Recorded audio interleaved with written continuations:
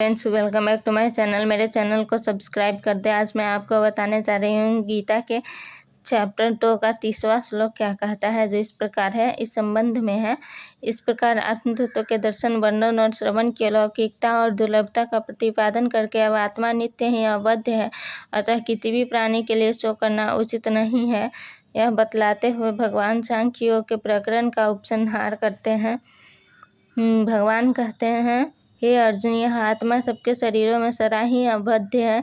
इस कारण संपूर्ण प्राणियों के लिए तो शोक करने को योग्य नहीं है।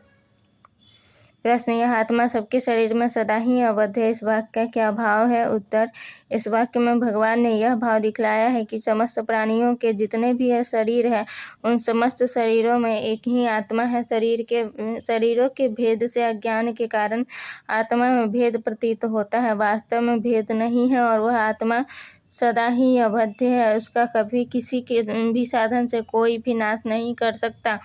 प्रश्न, इस कारण संपूर्ण प्राणियों के लिए तो शोक करने को योग्य नहीं है, इस वाक्य का क्या भाव है?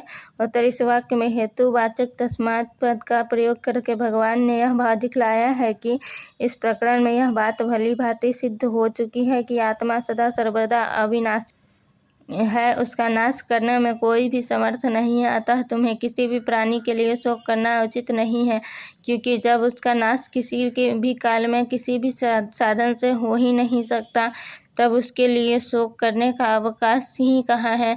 अतएव तुम्हें किसी के भी नाश की आशंका से शोक न करके युद्ध के लिए तैयार हो जाना चाहिए।